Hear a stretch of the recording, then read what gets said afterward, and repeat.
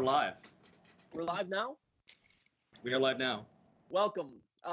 We have a couple of our Tori, you're making yourself really big on the screen. I don't know why it's doing that. Okay, well, we're getting a good view of you. We're trying to do the Brady Bunch feel here, everybody, so we apologize for the technical difficulties. I have several members of my crew. I wanted to create a conversation on some of these town halls. I think some of these people are so interesting that I work with that are part of my campaign team.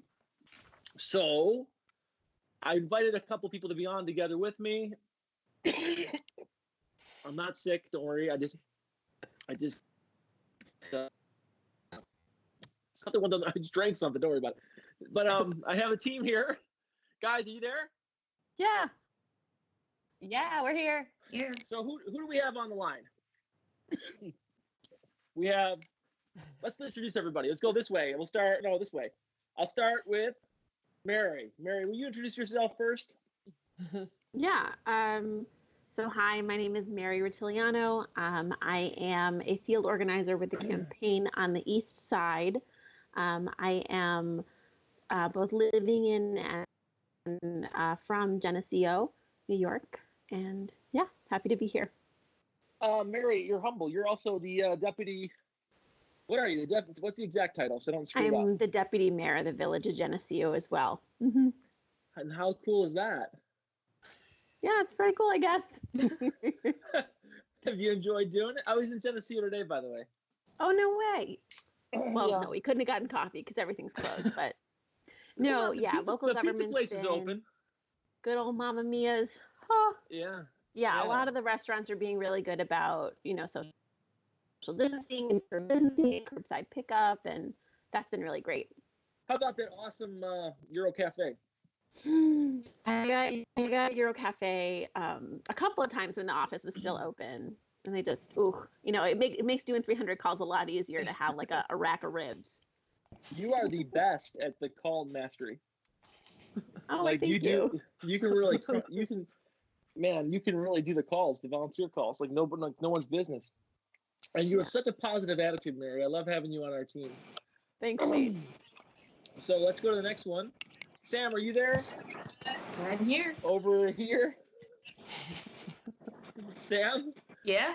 Sam, Can you hear me? nephew, please introduce yourself to everybody.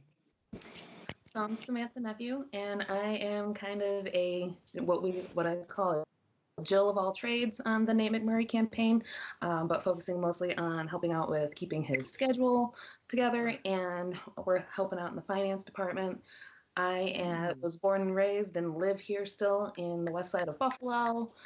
I am also currently in grad school, so I've got a lot going on in the in the era of coronavirus. What are you studying in grad school? I'm studying public administration. How do you like it? I love it.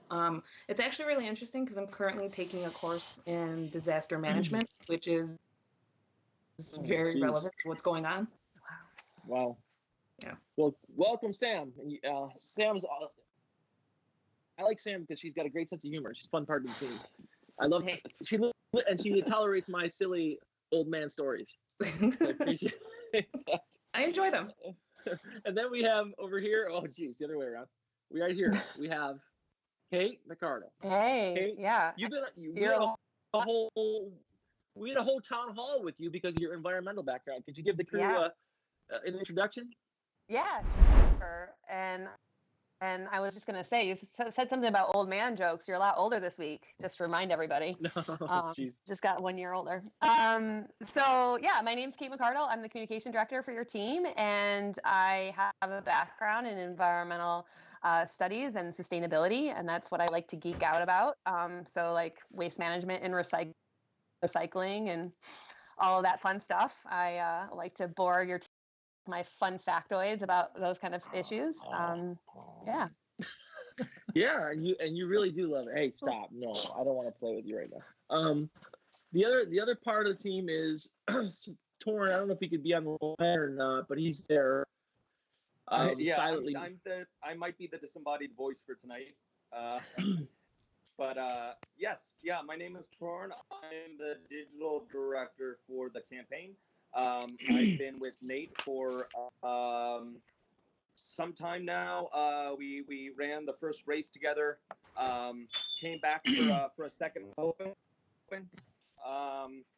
You know, had some unfinished business because I believe that that we need good and honest representation in a region that really has lacked for many years, if not decades.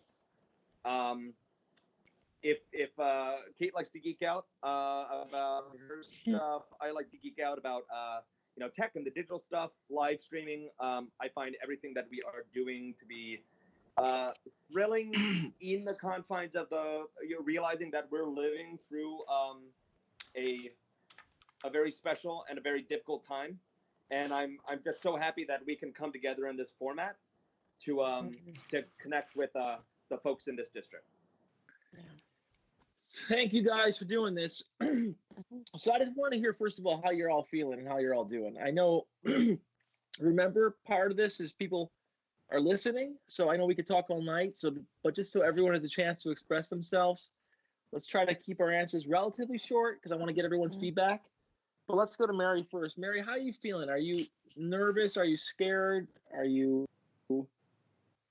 I mean, I think it's important for other people to understand they're not alone in this. So what are you feeling right now?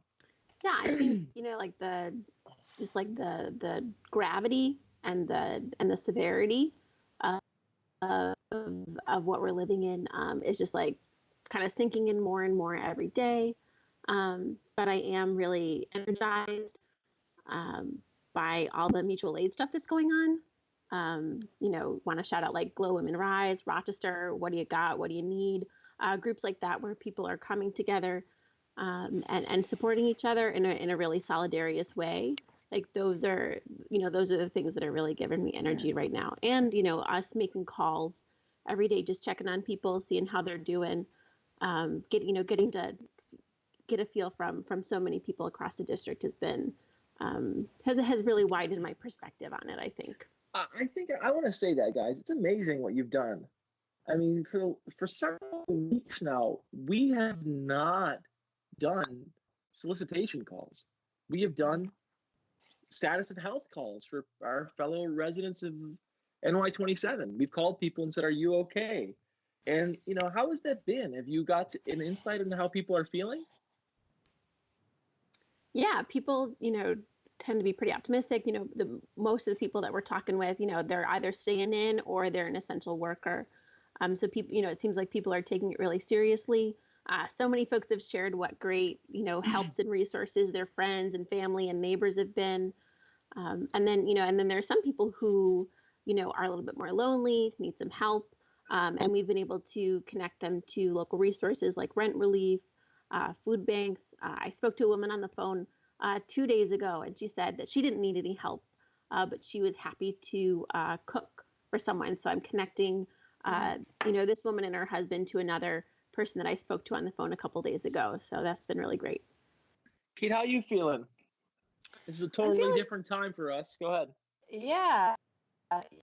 Yeah, I'm generally hopeful. I certainly, like everyone, getting used to the new normal, and it can be lonely at times for sure. You know, just kind of going through the day, not going to a coffee shop or going into public places. You know, it's a huge change for so many of us, but I just have so much gratitude about being healthy, and all of my family and my friends are healthy right now. So just generally feeling good. And in terms of the campaign, one, having the connectivity between your campaign staff and hearing stories from whether it be Mary or your other team about the connections that they're making in the community really brightens my daily life. But also, Nate, you know, the ability that and being able to see into what type of leader you will be, knowing that you're making connections out in the community, making the same type of phone calls every day and connecting. And because we have no representation in the 27th, you know, you are serving as a leader in the community as well and making those connections behind the scenes. And so many of them that people have no idea about, right? That we're filling that gap. And so I feel just really excited to be part of that connection and being able to help people in whatever way we can right now. Well, number one, thanks for saying that. Number two, I always tell you guys and anyone who will listen on my team, I say, look, we are in a place to be a voice of reason in an unreasonable time. And regardless of politics or the political outcome or anything, I'm grateful for that. I do think we can win, and we deserve to win because we put the hard work in and we've shown we've had the right judgment. But I'm also grateful to be standing up for justice and decency at a time of indecency. I would say though, what drives me nuts is I've been in the public eye for a while now, so people kind of recognize me. I tell my family I have like I don't know, sports anchor status maybe in Western New York. Like people kind of know who I am, but they don't really know. But sometimes people see me and they'll yell at me like, "Hey, why aren't you doing this or that?" And I'm like, yeah, you guys, I can't. I wasn't elected. Like I don't have any authority to help you with anything. So it's frustrating for me. Well, don't be worried about if you're a sports anchor. Don't worry. I worked my last campaign. The sports anchor won with his name recognition, so it's not necessarily a bad thing. I think it'll be all right. When I'm at Wegmans or a gas station, people will come up to me and they're saying, "What are you doing about XYZ issue?" And I'm like, "There's nothing I can do about XYZ issue." And part of that is, I can talk about it all day, but let's move on for a second. Let's go to Sam. Sam, how are you feeling? I'm feeling generally really good. Obviously, I take extra precautions. I have a husband who is immunocompromised, so we are very diligent about, what we touch. Even if we go out to the car, hand sanitize, immediately. So, extra cautious, but typically I feel pretty good. Working on this campaign, knowing that there are going to be next steps. Eventually, we'll be released all back into the wild here. And so it's just, optimism for what's to come. This virus won't live forever, and we need to keep preparing for our next steps. And so, like what Kate was saying, this campaign and the liveliness, and you even just said my favorite word, justice. So that's what makes me excited about working for someone like you, and working towards getting you elected. And then, like, to Mary's point, very, very encouraged by like the Buffalo Mutual Aid Network, and I've even had people deliver groceries to my own house. So like they say, when there's a crisis, look for the helpers, and that's kind of what gets you through kind of the grander, scarier things. Well, guys, thank you for all that you're doing for each other and for the community. I've never had a better team, and I'm not gonna lie, I'm honest about how I feel. I'm frustrated as heck that I have to be sitting in this little office rather than out with you guys. I love going to the office every day. I love seeing you all. I love interacting with you and laughing with you. I love going and meeting the public with you and having events. It's as someone who wants to provide a different vision for Western New York or a better vision for Western New York, I'm sad that I can't go meet people. But I'm also very, very grateful that I have people like you around. And so, but what do you think happens next? Can I ask you all that? Give me your thoughts. You've been reading the papers. Where do we go from here as a society? And what do you want to come out of this? And as I ask that, Kate, we'll go to you first. I'm going to go and let my dog out because he's driving me crazy down the street here. So hold on a second. Okay. Go ahead. I think I'm pretty sure that everybody would agree that the biggest change this challenge and this pandemic has shown to so many of us is that healthcare should be a right. And so for so many people that are going to be challenged with tremendous health issues and have, healthcare that's attached to their employment, this is a real opportunity to be able to address that issue and that gap and make sure that we have equity in terms of our healthcare system. So that would be the first thing. Mary and Sam, I want you guys to be able to kind of Mary, what do you chime think? in too. Oh, what are you hoping happens as a result of this crisis? Well, I know in the next couple months, like, we're gonna win. Yay! That's what's pushing me through. But I definitely agree that, there's a time, this is a time when all these progressive things that, that progressives have been pushing for decades, that you've been talking about ever since you started running. This is like, Kate, that this is a moment to, to push these through, to say, okay, like, to say like, okay, you think that coronavirus treatment should be free. Okay. Like what illness shouldn't then? Like let's, people are having these come to consciousness That's a great moments, point. and we can, and I think, we're in a moment where we can, talk to those people and have these really important conversations where we can, take them to the next step. So I'm Here's another point I excited for say this all the time to people conversation. is, I love to ask people, I'll say, is it right to give people compensation or to try to take care of them because they're out of work for no reason, no fault of their own, because of Corona? And people are like, absolutely. Well, why isn't it right before Corona if someone's out of work for no fault of their own? Right. It's the illogic of this moment. What I'm afraid of, though, is that we don't listen. Losing to Chris Collins scarred me because it showed me that sometimes when even it is so crystal clear, when you have videotape of somebody doing something wrong, you can't just take it for granted that people will see that. And so I've learned to be more of a fierce fighter for the things I believe in and take nothing for granted because there's so much spin and propaganda out there. And what I'm worried about is if we don't fight hard and we don't win this election and we let things slip again, that there will be more inequality than ever. Because right now we can already see massive inequality. I have the luxury to stay home. But when I go to the gas station or when I go to the grocery store, I see people who cannot stay home. And we also have people that are in, other essential industries, but a lot of people that work jobs that are close to minimum wage or minimum wage are the ones who are exposed right now. That's just one example about how this crisis has already increased the inequality in our society rather than lessen the inequality. Any thoughts on that from anybody?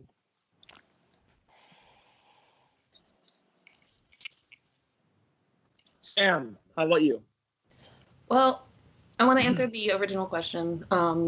I have two answers to it. So one, I think healthcare needs to be more of a priority. It's multi-layered, right? Like people are losing their jobs, they losing their jobs, their healthcare. And it's so important to me because I have loved ones who, if they don't have health insurance, they can't afford something that keeps them alive. That's it. Plain and simple. My husband, and I refuse to believe that I live in a country where they would let that happen. But also what I want to see come out of this. So there's this saying amongst the Haudenosaunee, the Senecas. It's we make decisions for the seven generations. So what that means is that the decisions we make today affect us 7 generations from now, 100 years down the line. And I love that. We are currently setting up, the system is set up to make immediate changes and to no benefit to the people that, we're going to leave this world to. So that's kind of what I want to see change. I love, what's that saying again? I've heard that before, but how do you say it again? The right way? It's the concept of the 7 generations. So the decisions we make today affect 7 generations in the future. Yep. I believe that. Okay, well, listen. I think I hope for a better outcome after this is all over. I think to be perfectly frank, it's not going to be over for a while. I've been reading a lot about the 1918 pandemic, which this is far less significant than that pandemic, from what I can see anyway, or what we can hope. And that pandemic occurred during a war, and we had much less sophisticated medical technology and supplies, and our society still went on through that. And it shaped society in a different way, and it caused us to think and look at the world differently, and it will do so again here. But we are going to get through this, whether it's 1 year, whether it's 2 years, it's going to end. There's going to be a vaccine. The question is, do we prepare for the next pandemic? Do we create a system of health that takes everyone into account, that creates a true public healthcare system? And just to everyone listening and to my team, we're never going to get there unless we win these elections. because the priority and Mary, you said we're going to win. I hope we're going to win, but we're only going to win if people come out to vote. Can we just this? It's hard to talk about politics right now, and nobody wants to talk about politics, but politics is more important than ever. So, Mary, you first. What are your thoughts about that? And I'll go to Kate. Well, I know that shout out to Sam. You shared in one of our work group chats today that would like and correct me if I'm wrong, but that Congressman Higgins got like almost $30 million for Western New York through the CARE Act. It was a bit more than that, I think. Okay, so more than that even, and I think that's just by us not being represented, that's our region, like these these largely rural communities, losing out on that. That's like perpetuating like further rural inequity, and that's because we elected a crook. Mm-hmm. Multiple times. Yeah. Well, wait a second. Why does a crook get elected? I mean, listen, let's be honest. It's the Glow region in particular has had a series of on the assembly level, the state level, and also congressmen. And then before that, you had Chris Lee. And, there was not a lot of support for my opponent. I mean, he has 2 primary challengers for a reason. What is going on that there is an intolerance or there's a tolerance for this type of leadership from the GOP? Thoughts, if any, especially from an elected leader from the Democratic Party in the Glow region. If I can jump in on this for a second, I think like especially on the state level, I think there's a lot of we've all seen this, like the pitting between upstate and downstate, and we're even seeing it right now. But I think thinking about electoral stuff, we elect these Republican leaders, and they don't do a lot. Right? Like they don't do a lot and there's not a lot of coalition building. So they don't get a lot done. And then they come back, and when they're trying to get elected, they say, oh, those darn downstate Democrats, and ignite this and ignite this sort of rivalry. Cultural rivalry, yeah, exactly. When really urban and rural communities have a lot more in common than we're led to believe. So when those politicians they take advantage of that. And sort of, and rile people up when they're not fighting for us, really. They're just getting power. Go ahead, Kate. Oh, sorry. My earphones just died. Can you hear me okay? You can hear me? Okay.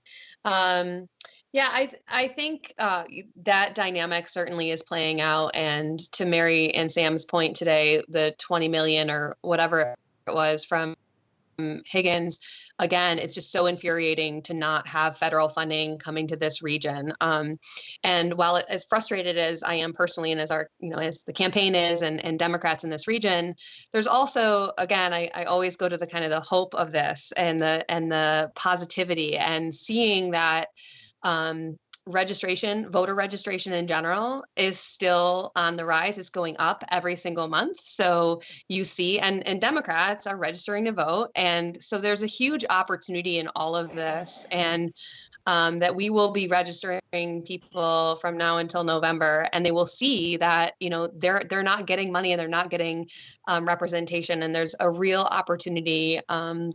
And Nate, you're showing up for people. Like I said before, I know you feel frustrated, and oftentimes it feels like there's not a lot you can actually do because you can't place a vote in Washington yet. But you are still out there making connections for people in the community, and building those connections, and doing all that you can to help people, whether it be you or your staff. So I do think it's again, just to that major point, there's just it's a huge opportunity, and that all across the board, not just youth registering to vote, but I hear from stories, and Mary can probably speak to this better, but one call at a time, making those connections with not just Democrats on the phone, but Republicans on the phone that voted for you in 2018 and are going to be voting for you this year again. But let's take a step back. I don't want to be too much. Everything you're saying, I agree, but I want to get to the heart of this, because I have really smart people, and a lot of the conversations we had together when we were in the office, I was enlightened by you guys frequently. But I think as a party, what are we doing wrong? Because it's, I feel, if I can be so arrogant to say, I feel when I'm out there in the field, I connect to people because I can say to them, look, I grew up like you. I mean, you and I are the same. I want to represent you because your family goes through the same things I go through. And I've said before, I got to be one of the only congressional candidates in history, or maybe ever, that was fired by the family of the guy I'm running against. You'd think I'd be able to relate to a lot of the people here, but for some reason, too many people, even though the issues we're fighting for represent them, the ideas represent them, and even my personal history and background and values represent them, they don't identify or can't identify as Democrats. Where 40 years ago they did. Why? Why have we lost those voters? Why did they turn to Donald Trump? Anybody? Sam? No. Any? Do you think? What do you think? Go ahead. It's a hard one to answer. I mean, I think there's a lot of reasons why, and in particularly, I mean, try to answer for the 27th and why, and you know better than anyone, Nate. Why do the people that you're meeting vote for him? A lot of it is they think that they thought and they think that they were getting something different, right? That they were getting somebody out of the box that was this business, tycoon that was going to come in and, and drain the swamp and get so much done for them, and so I get that part. What I don't get now is in 2020, after that hasn't happened for these business owners, for just general residents, how has that played out for them? That part I can't answer it for you, Nate, because I don't have a good answer. Let me give you my answer then, and we'll go to the next part of this. Yeah. And I want to talk about some other sensitive, super sensitive issues that may make you all feel very, very uncomfortable. No, I'm just kidding. Great. I can't wait. No. What I think is, I think the Democratic Party it took those votes for granted, and I think you can't. And you can say, well, there's racism involved. Well, sure, all of that's part of it. But I think more than anything else is we have to get back to basics. And we should learn the lessons from the last 4 years that if we're not worrying about the voters in Batavia and the concerns of the voters in Batavia, and not just giving lip service to it, but actually saying, do these trade deals really benefit these people here? Let's ask ourselves, is this really making things better? Or what are we doing to make rural life better for Americans? Do we really care about rural hospitals? I think if people saw tangibly that their lives were benefited by something, they would be more willing to fight for it. But for too long, those votes, I really do think they were taken for granted. I know people disagree with me, but I think we have to get back to the roots of the Democratic Party, which is LBJ and John F. Kennedy and RFK. I think those are the roots of the Democratic Party. And when we had those values, those working class, blue collar values that also resonate across the board from urban environments to rural environments to Midwest to the coasts, I think we can re-energize the party. There's no doubt the party right now is full of passion against President Trump because he represents so much corruption. But I'm worried that's not enough. And then over the long term, we have to create a very clear message based on clear values that will say, we are here to make your life better. And that's what I'll be fighting for when I go to DC. But let me talk about you guys. You're strong women, all of you. I've been humbled by you in many ways. I can't, to have people like you on my campaign is humbling. What do you want to see? I want to talk about the Elizabeth Warren issue, the fact that she was, I think some of you were supporters of her, correct? Or am I wrong about that? That was me. Yes. Yeah. All three of you, right? Mm-hmm. So what do you think happened there? So you want much. to go first? So much. I mean, yeah. So from my perspective, I know that I got a lot of flack for supporting Elizabeth Warren because of the whole Native American claims and things like that, which, listen, I understand arguments all the way around about what that was, but for me, she is someone who had these policies and had these, ways of overcoming the, just the general atrocities that are happening in this country. And I truly believe that she was somebody who really could have started day one, really took off and helping to fix what is inevitably going to be a long time to fix because of what Trump has done. And just at the end of the day, it was sexism. I think she was held to impossibly high standards, which I know from experience happens to women in high positions. So I just think that it's just an unfortunate part of the society that we live in. That's my answer. It's just, I think that she was held to incredibly high standards. I think you're right. But Mary, what do you think? I was definitely, wary thinking about like her history as like a Republican and things like that. But what really sort of like turned me around was seeing how, she really reached out to and put at the center of her platform trans community organizers. And for me, like as a member of the LGBTQ plus community, that sort of, sincere focus, like talking to people who are on the ground doing that everyday work, that really, showed me that where her values were and that she was, putting into her policies that what was important to me. So why do you think she wasn't as successful? Because she has, if you look at those photographs from her in New York City, it is ridiculous. It looks like the Beatles and the Rolling Stones are playing live. There's so many people there. It's such a quick crash. Why? Do you think it's because of the double standard Sam talks about? Kate, how about you?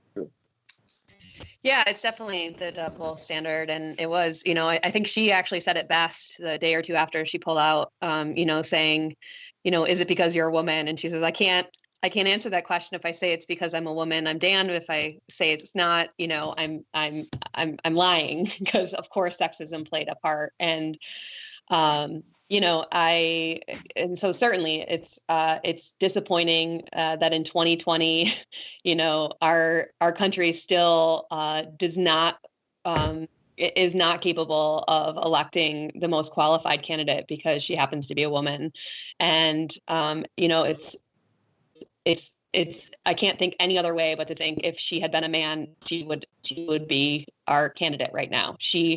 Her whole tag of she has a plan for that. If you looked into any of her plans, when you look across the board, she really was the most prepared. And you think about a crisis like this, and who you would want at the helm to fix the economic challenges that we are going to have in this country.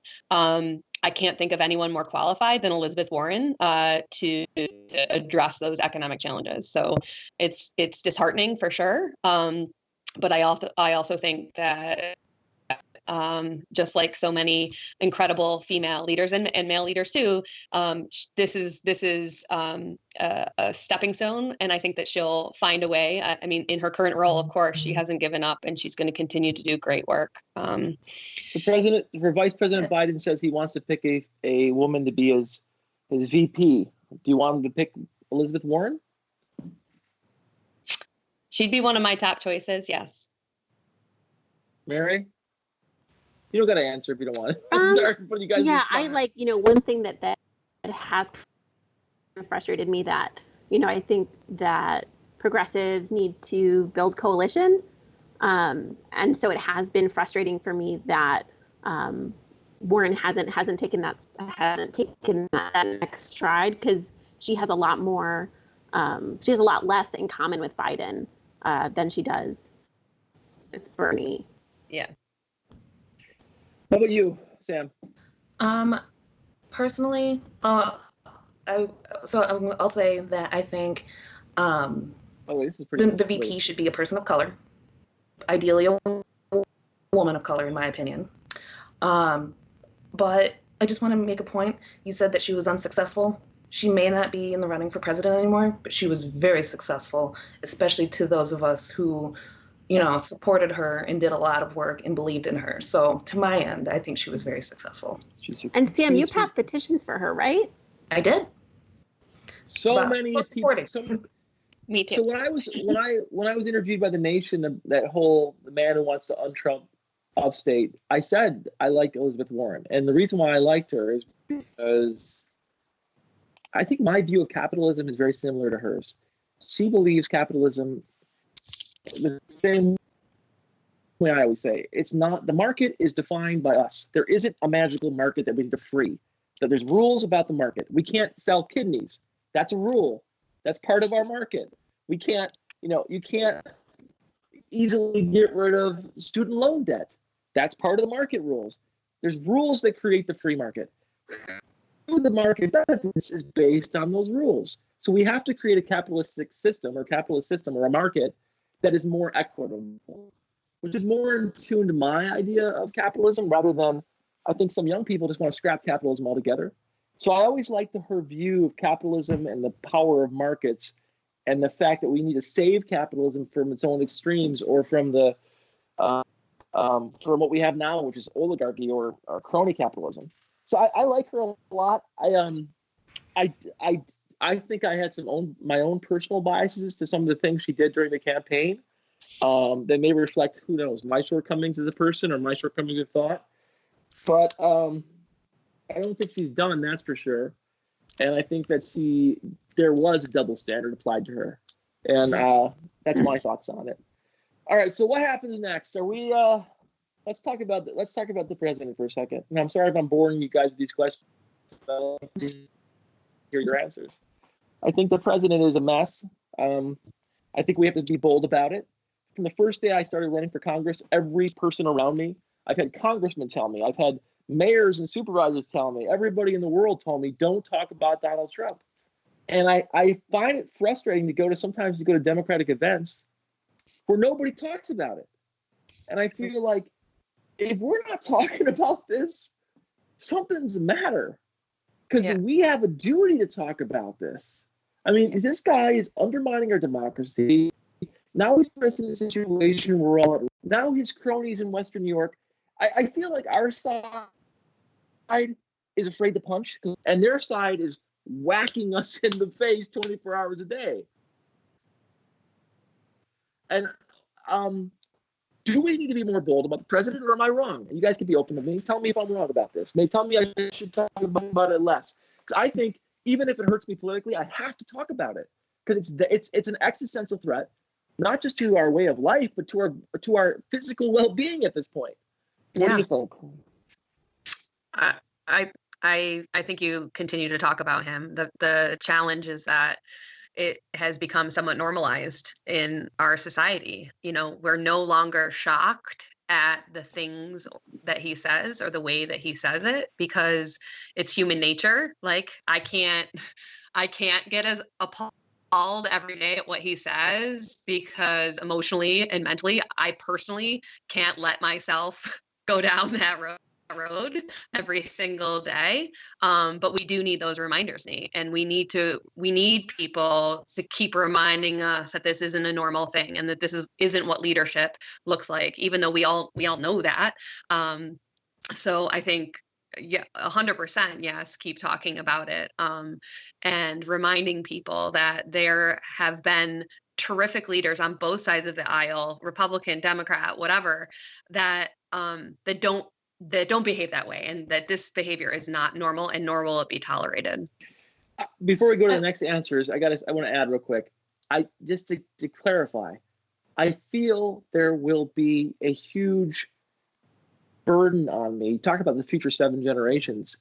If I don't use this platform to fight against the type of behavior that we see, which is completely out of control, that my children and my children's children will bear the responsibility of this.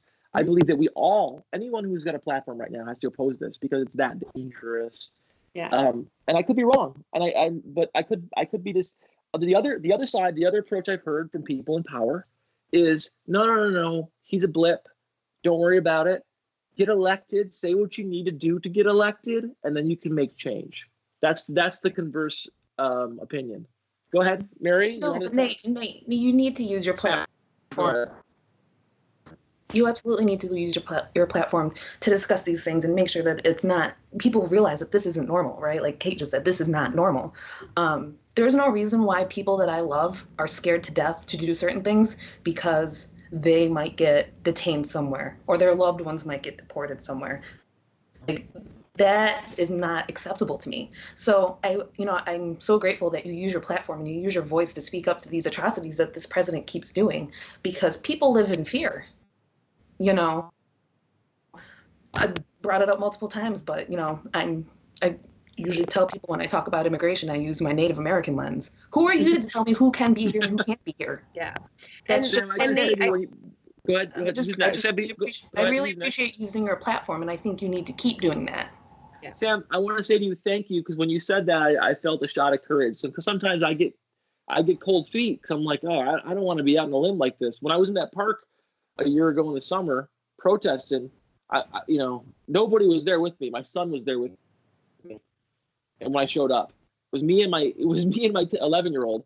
And by the end of the day, we had hundreds of people in the park, and I felt like, okay, maybe I'm doing the right thing here. But who was next? I'm sorry. Is that Mary? Go ahead, Mary. Go ahead. Yeah, I think, I agree that it's important for you to use your platform. And I think, Nate, one of the things that you do well is, you talk about, how like the abnormalcy of Trump, but you also talk about, kind of issues that, Trump didn't create the health system we have, and you still think that health is a human right. So it's not like everything was all fine and dandy before Trump, but I think that you also kind of recognize that, and holding both of those things, like it's, we can hold both of those things, that Trump is bad, but it's not like everything was perfect before. And I think you do a good job of managing your platform to talk about that. Well, thank you for saying that. Let me get off him to something more positive, or maybe not positive, but something I want to talk about. I'm older than you guys. Some of you by a lot, some of you by a little less. But I do think America has changed in my lifetime. Some things for the better. I always talk about this. The big positive change in my lifetime is equality. LGBTQ plus rights have gotten much better. I'm telling you, when I was a kid, homophobic slurs were everywhere. I mean, that was like the go-to move when you play basketball or football. And I'm so glad my kids don't have to live in that environment. When I go to the middle school and I see the signs on the wall that say inclusive, to fight against homophobia, I'm proud of what America has done.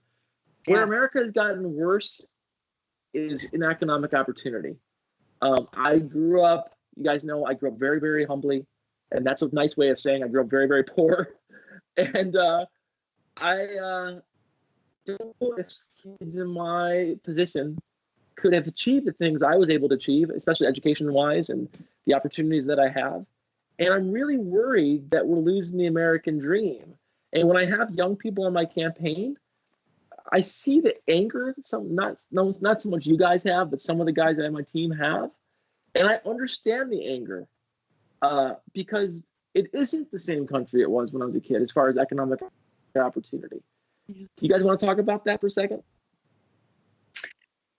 Yeah, I mean, I can just from my experiences, I'm middle aged now at 40, but the frustration for me, and I talked about this a little bit last time I was on with childcare and with with two parents working full time and the cost of childcare, like I'm 100% considered, what is middle class in the US right now and struggling, right?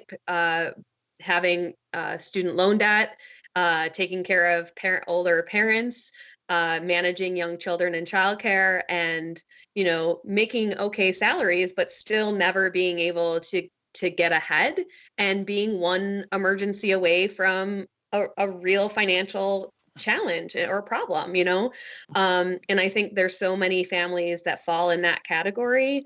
And then, I know for Sam and so many of your campaign staff, that it's only gotten worse, and the challenges of student loans and getting ahead economically is so difficult. I'm sure they can fill in more.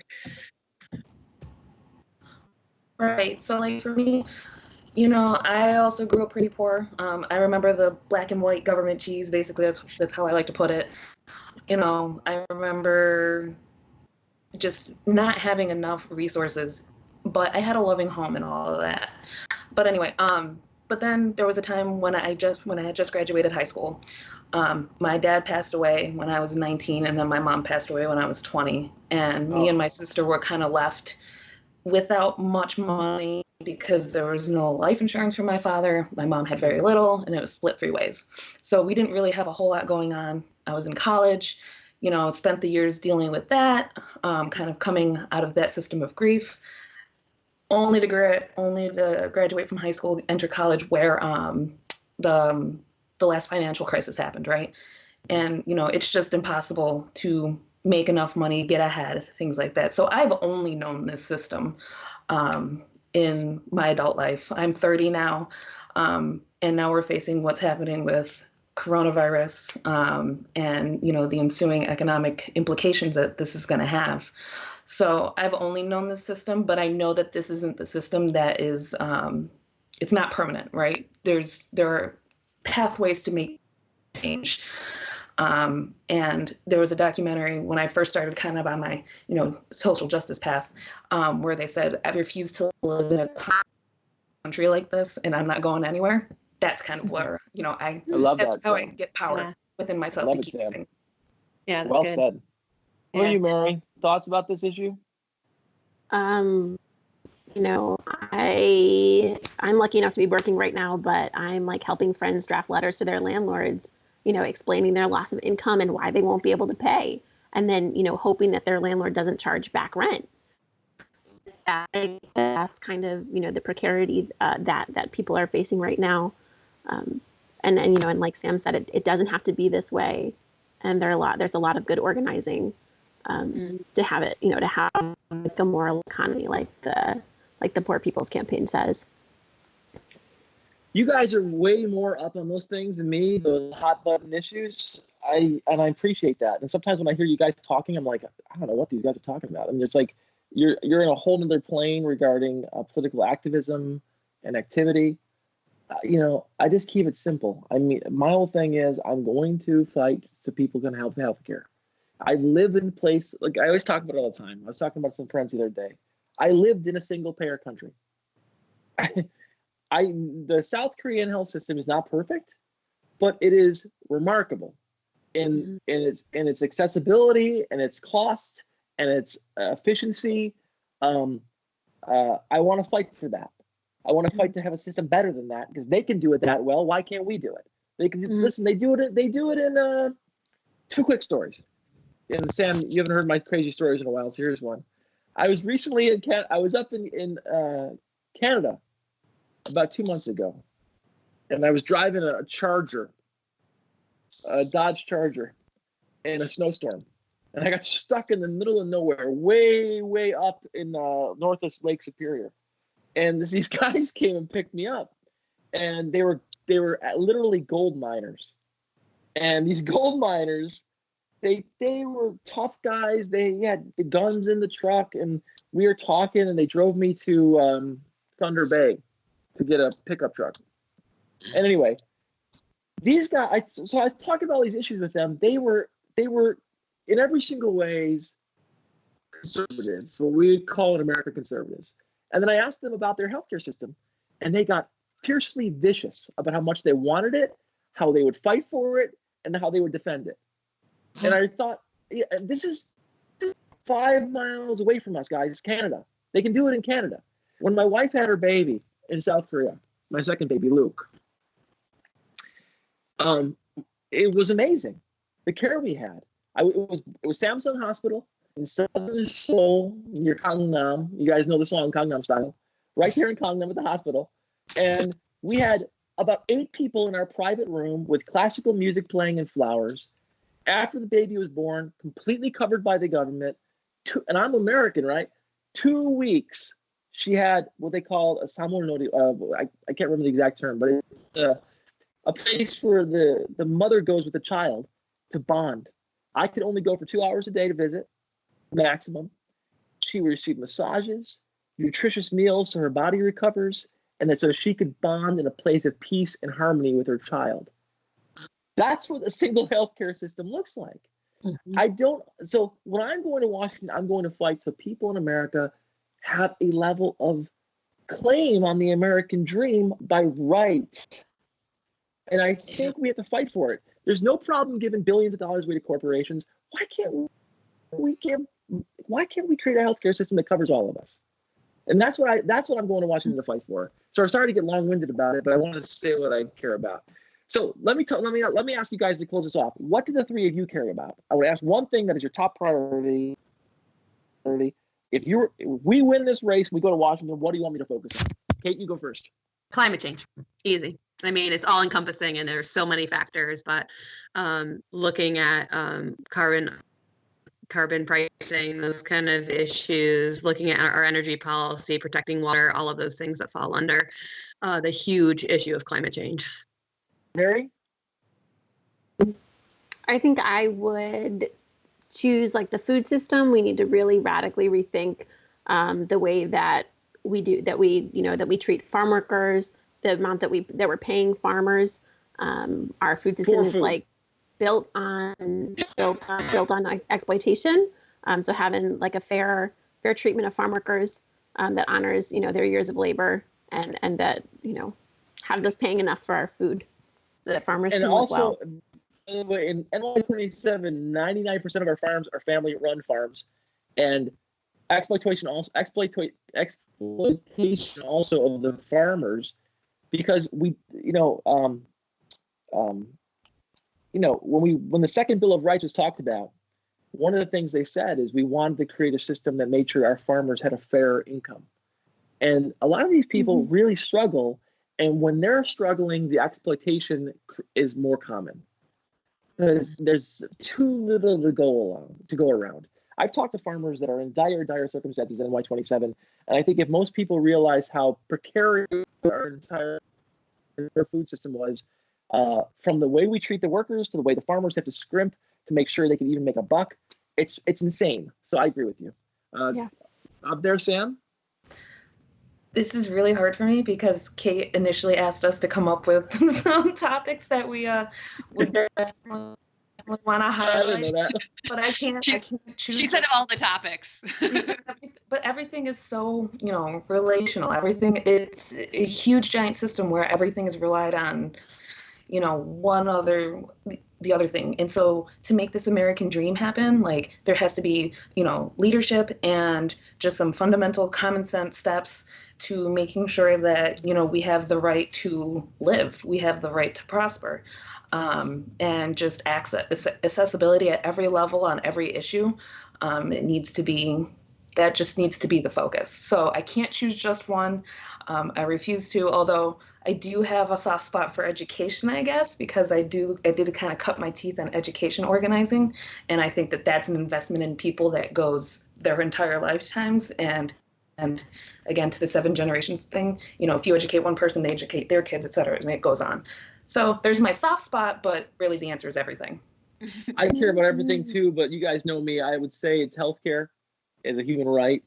It's infrastructure, because I believe that America is a place of dreams, and we have for too long not built and not created. And I've seen what other countries are building and creating, and I don't understand why we don't want to do it anymore. I mean, the fact that we're talking right now, the four of us, on copper wires for telephones that were laid 100 years ago. That's how this message is getting to each other. It's insane to think about it. But also a Social Security safety net for protection of our elderly. Those are the 3 things I care about. I guess the fourth, and equally important, is making sure that our farm and agricultural infrastructure is safe and secure, and that goes along with what Mary is saying. Last thing we'll talk about, I'm sorry that he's so long-winded. It's something fun, okay? Favorite movie, favorite music. Go ahead, Kate. Oh, so hard. So I'll go music first. I've been obsessed with Brandi Carlile for the last 6 months. I can't get enough of it. Great voice. Yeah, I love her voice. Her songwriting is incredible. but it's really terrible that one of my one of my favorite like comfort movies is Dirty Dancing. I'll say it publicly. Love it. I can't. I appreciate the honesty. Yeah. But I just watched Jojo Rabbit though. That was a fantastic movie. I liked that. That was My mom said that. I'll have to watch it. Good one. Mary, how about you? I really love the movie Moonstruck. It's a Sharon Nicolas Cage classic. I love it. Really just like makes me feel really Italian American. And I really I've been jamming out to Paisley Fields lately. I know Paisley Fields. They're a queer country group. So I'll check it out. I never heard of them. Yeah, Wow. lots of fun. I do love Moonstruck though. It's a fantastic movie. I love Oh my gosh. I just watched it a couple nights ago with my housemate. They just had it live just before the coronavirus at the Dipson Theater in Amherst. They showed the big screen version of it. Sam, how about you? Let me guess. Megadeth is your favorite band, and your favorite movie is what? Goodfellas, correct? No. Oh Lord. Ay. I miss Nate. Go ahead. Who are you? My favorite movie is actually one that I watch every year on the 4th of July, and my husband's probably going to roll his eyes any minute as soon as I say this. But it's the movie Smoke Signals, 1997. It is the best look at, just in my opinion, Native American humor. That's not like Thunderheart or any of that crap, right? Like it was a movie that my parents would watch with all of us. I have 2 sisters, and it was just so relatable and hilarious. And I watch it every year, and I probably know every single line in the movie. So if you haven't seen it, you should check it out. What's favorite music? What are you listening to? So I actually listen to a lot of Spanish music. I don't really speak fluent Spanish, but I listen a lot. I can easily recognize. Actually, because I grew up on the west side of Buffalo, I have a lot of Puerto Rican friends. I would go over their house, and that's what they would be listening to. So it's very nostalgic for me. There's a feeling to it, and I do understand most of it, but it takes a little effort. I love all of your answers. I love you guys as human beings. You are wonderful people. I am proud to be associated with you. I really am. And I ask you to forgive my shortcomings. I know that I'm not perfect, and I know that I can be a goofball. But understand, I think you guys realize that my heart is sincere, and I do care about a lot of things you guys care about, and I'm proud to fight for them with you. And I really mean with you. I believe this is a team, and the team is much bigger than this. The team goes across NY27 to all the people that have been with me for 3 years, and I'm grateful for all of you. So thank you so much. Torin, I think you're gone, aren't you? He's there. Okay. No, I'm immediately around. Okay. I saw you walk away. Torin, is there any questions that are really, really burning from people out there? Or are we good? No. No relevant questions. Let's put it that way. Well, good. Thank you, everybody. Have a good night. Thanks, Good night, Nate. everyone. Have a good night.